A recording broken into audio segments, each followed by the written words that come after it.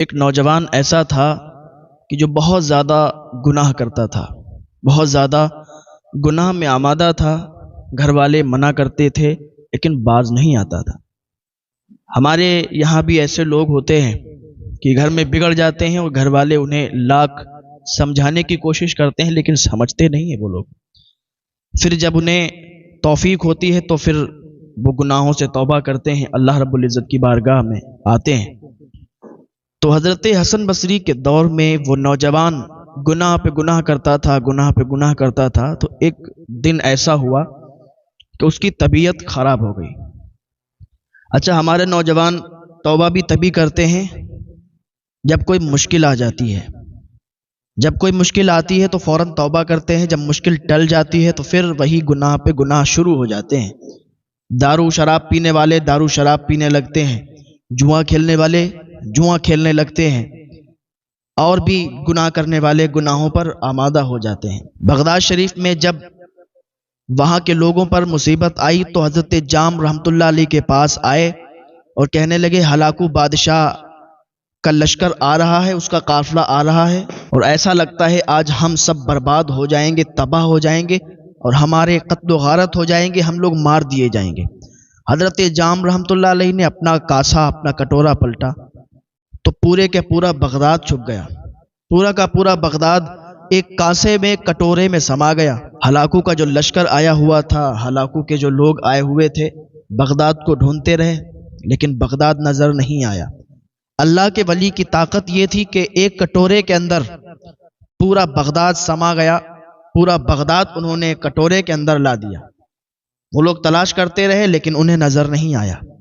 جب مصیبت آئی تھی تو جام رحمۃ اللہ علیہ کے پاس آئے تھے، جب مصیبت ٹل گئی تو پھر چلے گئے۔ جوا کھیلنے والا جوا کھیلنے لگا، شراب پینے والا شراب پینے لگا، زنا کرنے والا زنا کرنے لگا، چوری کرنے والا چوری کرنے لگا۔ سارے لوگ جو گناہ پر آمادہ تھے، جو گناہ کر رہے تھے، وہ گناہوں میں ملبس ہو گئے۔ ایک وقت پھر ایسا آیا کہ ہلاکو بادشاہ کے وہ کارندے، وہ اس کے سپاہی پھر آ گئے، اپنے ہاتھوں میں ننگی تلواریں لے کے بغداد کی طرف بڑھنے لگے۔ یہ لوگ پھر حضرت جام رحمۃ اللہ علیہ کے پاس آئے اور کہنے لگے کہ حضرت آج پھر وہ لوگ مارنے آ رہے ہیں، ہمیں بچا لیجئے۔ حضرت جام رحمۃ اللہ علیہ نے کٹورا پلٹا اور پھر بغداد کو کٹورے میں سما دیا۔ وہ لوگ ڈھونڈتے رہے اور ڈھونڈتے ڈھونڈتے ان کو جب نظر نہیں آیا تو ہلاکو بادشاہ کے پاس گئے، کہنے لگے کہ وہ بغداد ہی نظر نہیں آیا۔ ہلاکو بادشاہ کہنے لگا کہ ایسا کیسے ہو سکتا ہے کہ بغداد نظر نہیں آیا؟ تو ہلاکو بادشاہ نے 2 بار تو اپنی فوج کو بھیج دیا، دونوں بار فوج نے کیا کہا؟ ہمیں تو بغداد نظر نہیں آیا جو ہم ان لوگوں کو مارتے۔ تو اب اس بار ہلاکو نے کیا پلان بنایا کہ اس بار ہم جائیں گے۔ ابھی ادھر مصیبت آئی تھی تو جام رحمۃ اللہ علیہ کے پاس آئے تھے، جب مصیبت ٹل گئی تو پھر چلے گئے، پھر وہ گناہ پہ گناہ کرنے لگے۔ اب جب تیسری بار ہلاکو خود اپنی فوج کے ساتھ آ رہا تھا تو ان لوگوں کو پتا چلا کہ آج تو ہم لوگ مار دیے جائیں گے، قتل و غارت ہو جائے گا۔ پھر آ گئے کس کے پاس؟ حضرت جام رحمۃ اللہ علیہ کے پاس۔ آنے کے بعد حضرت جام کے پاس کہنے لگے حضور آج وہ لوگ پھر مارنے کے لیے آ رہے ہیں، آج ہمیں پھر بچا لیجئے۔ 2 بار تو آپ نے بچایا ہے، اس بار بھی بچا لیجئے۔ اگر آج نہیں بچے تو پھر وہ ہم لوگوں کو مار کے چلے جائیں گے اور ہماری گردنوں کو کاٹ دیں گے۔ حضرت جام رحمۃ اللہ علیہ نے اپنے کٹورے کو اٹھایا اور اپنے کٹورے کو پلٹنا چاہا۔ ابھی پلٹنا چاہ ہی رہے تھے کہ پلٹنے جا رہے تھے کہ آواز آئی، جام اب تم ایسا نہیں کرو گے، انہیں 2 بار بچایا ہے تم نے، 2 بار انہیں مہلت دی گئی ہے لیکن پھر بھی یہ باز نہیں آئے۔ پہلی بار تم نے بچایا، توبہ انہوں نے کی اور توبہ کر کے یہ سب نکل گئے، لیکن پھر کیا کیا؟ پھر یہ گناہ پر گناہ کرنے لگے، پھر گناہ میں آمادہ ہو گئے، گناہ میں ملبس ہو گئے۔ دوبارہ تم نے بچایا، پھر یہ گناہ کرنے لگے۔ جب تم بچا رہے تھے تب یہ توبہ کر کے تمہارے پاس آ جاتے، اور جب مصیبت ٹل جاتی تھی تو یہ چلے جاتے تھے، پھر گناہ کرتے تھے۔ آج پھر آئے ہیں اور آج مصیبت ٹل جائے گی تو پھر چلے جائیں گے، پھر گناہ پہ گناہ کرنے لگیں گے، اور پھر اگر مصیبت آئے گی پھر تمہارے پاس آئیں گے۔ تم کب تک ایسے کرتے رہو گے؟ کب تک اس طریقے سے تمہارا یہ چلتا رہے گا؟ کب تک ایسا کرتے رہو گے؟ حضرت جام نے اپنے کٹورے کو اٹھا لیا، نہیں پلٹا۔ کیا ہوا؟ نتیجہ یہی نکل کے آیا، ہلاکو بادشاہ اپنی پوری فوج کے ساتھ آیا اور سب کو چن چن کے مارا تھا۔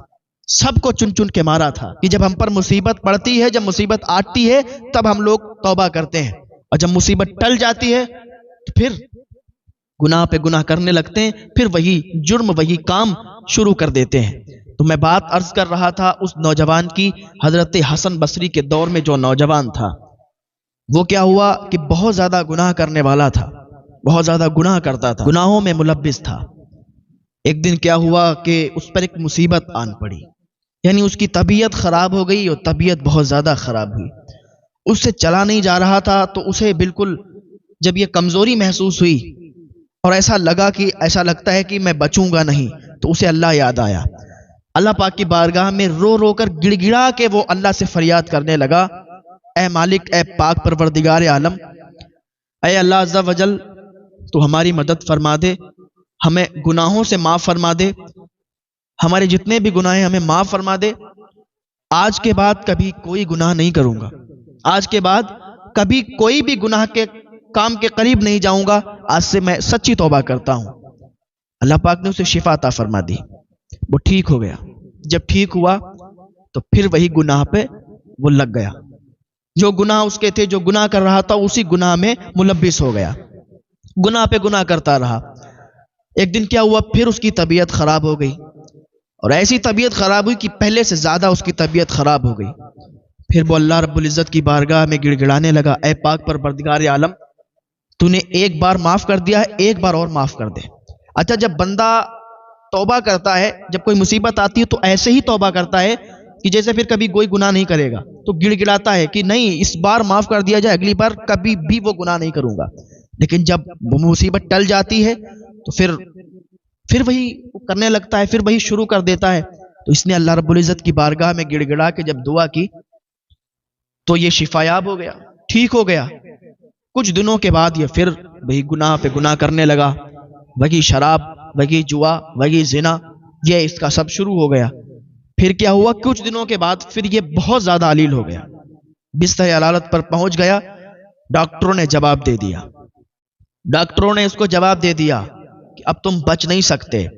اس نے پھر اللہ رب العزت کی بارگاہ میں گڑ گڑا کے دعا کی، اے پاک پروردگار عالم، صرف ایک بار مجھے معاف فرما دے۔ اچھا، اللہ رب العزت چھوٹ بھی دیتا ہے، چھوٹ دیتا ہے، دیتا جاتا ہے، لیکن بندہ اگر اس پر کھرا نہیں اترتا پھر اس کا انجام برا ہوتا ہے۔ ہاں، اس نے دعا کی، اے پاک پروردگار عالم، ایک مرتبہ اور معاف فرما دے، کبھی بھی کوئی گناہ نہیں کروں گا، گناہ کے قریب نہیں جاؤں گا، دوسروں کو ہدایت کروں گا کہ اس گناہ سے بچو۔ اللہ رب العزت نے پھر سے شفا عطا فرما دی، 4 مرتبہ شفا عطا فرما دی، 4 مرتبہ یہ ٹھیک ہو گیا۔ جب چوتھے مرتبہ یہ ٹھیک ہوا پھر اس نے وہی گناہ شروع کر دیے، پھر یہ گناہگار ہو گیا، گناہ پہ گناہ کرنے لگا، پھر اس کی طبیعت خراب ہوئی، 5ویں مرتبہ اس کی طبیعت خراب ہوئی۔ اب اس نے اللہ رب العزت کی بارگاہ میں ہاتھ اٹھائے اور دعا مانگی، تو آواز آئی کہ اب تو ٹھیک نہیں ہوگا، تو اس دنیا سے جانے والا ہے، اب تجھے توبہ نصیب نہیں ہوگی، اب تجھے معاف نہیں کیا جائے گا۔ اب یہ اسی افسوس میں تھا کہ حضرت حسن بصری کے پاس اس کا بھائی گیا، اور جانے کے بعد کہنے لگا کہ حضور، آپ اللہ کے نیک بندے ہیں، آپ ہمارے بھائی کے پاس چلیں اور اس سے توبہ کرائیں، اس کی توبہ اب مقبول نہیں ہے، وہ توبہ کرتا تھا، گناہ کرتا تھا، پھر توبہ کرتا تھا، پھر گناہ کرتا تھا۔ اب ایسا ہوا ہے کہ اس بار 5ویں بار اس نے توبہ کی، لیکن اس کی توبہ مقبول نہیں ہوئی، اسے معاف نہیں کیا گیا۔ اب اس کا ٹائم آخری ہے، جان نہیں نکل رہی ہے۔ آپ چل کے ایک مرتبہ دیکھ لیں، اللہ کی بارگاہ میں دعا کر دیں، آپ نیک لوگ ہیں، آپ کی دعائیں قبول ہوتی ہیں، آپ چلیں گے، دعا کریں گے، ہو سکتا ہے اللہ تعالیٰ دعا قبول فرما لے، اس کو معاف فرما دے۔ حضرت حسن بصری اپنے رفقا کو لیتے ہیں اور جاتے ہیں اس کے گھر پہ۔ جانے کے بعد اس کے پاس جا کے کہتے ہیں، اے شخص، اللہ کی بارگاہ میں دعا کر، توبہ کر۔ اس نے کہا، حضور، اب میں کتنی بھی توبہ کر لوں معاف نہیں کرا جاؤں گا۔ کہا کیوں؟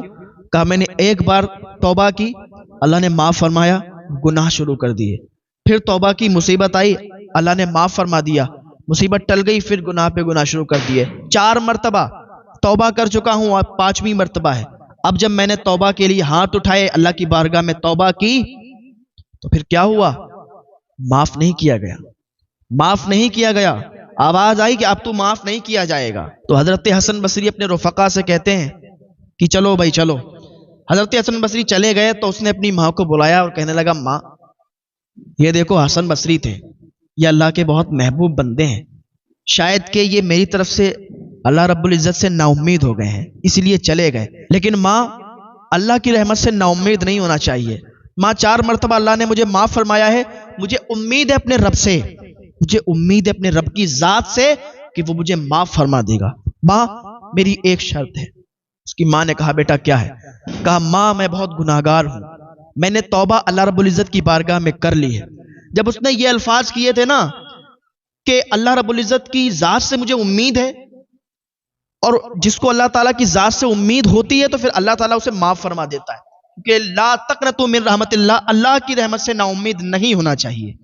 تو اسے امید تھی اللہ کی ذات سے کہ اللہ تعالیٰ اس بار بھی اسے معاف فرما دے گا۔ تو جب یہ الفاظ اس نے دہرائے تو اللہ تعالیٰ نے اسے معاف فرما دیا۔ جب معاف فرما دیا تو ماں سے کہنے لگا ماں جب میں مر جاؤں نا، جب میں مر جاؤں تو میرے گلے میں ایک موٹی رسی کا پھندا لانا، پھندا ڈال کے مجھے کڑھیلنا اور پھر اللہ کی بارگاہ میں دعا کر دینا، میرے لیے دعا کر دینا تاکہ میں بخش دیا جاؤں، تیری دعاؤں کے صدقے سے بخش دیا جاؤں۔ تو جب اس کا انتقال ہو گیا تو اس کی ماں موٹی رسی لائی اور رسی لا کے اسے جب کڑھیلنا چاہا تو گھر کی چاروں طرف کی دیواریں آواز کرنے لگیں اے خاتون تو اس کے گلے میں رسی نہ ڈال، اس کے گلے میں رسی نہ ڈال، بلکہ یہ اللہ کا محبوب بندہ ہے اور اللہ تعالیٰ نے اسے بخش دیا ہے، اللہ تعالیٰ نے اسے معاف فرما دیا ہے۔ آئیں تو صحیح اللہ کی بارگاہ میں، ہاں آپ نے بہت گناہ کر لیا، بہت گناہ گار ہیں، لیکن اگر ایک مرتبہ آپ اللہ کی بارگاہ میں آ کے سچے دل سے توبہ کر لیں گے اللہ تعالیٰ ایسے ہی معاف فرما دے گا جیسے آپ نے کبھی گناہ ہی نہیں کیے ہیں۔ آئیں اللہ کی بارگاہ میں، اللہ تعالیٰ معاف فرمانے والا ہے، اپنے بندوں سے کہتا ہے میرے بندو آؤ تو صحیح، توبہ قبول فرمانے والا میں ہوں، گناہوں کو معاف فرمانے والا میں ہوں، ارے تم مانگو تو صحیح، دینے والا میں ہوں۔ اللہ تعالیٰ کی بارگاہ میں جو بھی آتا ہے سچے دل سے تائب ہوتا ہے اللہ تعالیٰ اسے